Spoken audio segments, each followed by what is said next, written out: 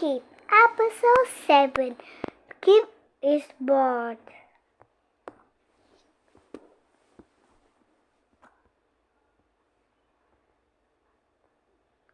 It was a bright morning in the park. Kip wanted to play with Bert, but she was away looking for worms.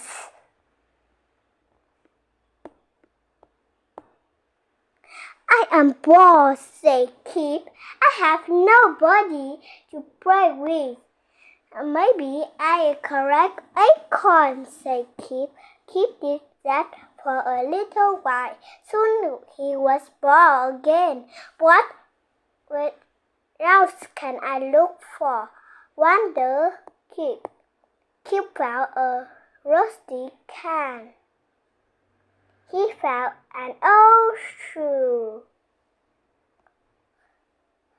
And he found a slimy banana peel.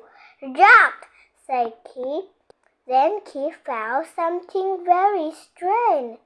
Kip found a person, but this was not big person. It was a small person.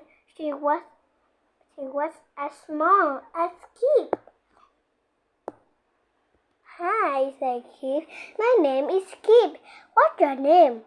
The person didn't answer. She didn't say anything at all. Said Kip. Why don't you talk?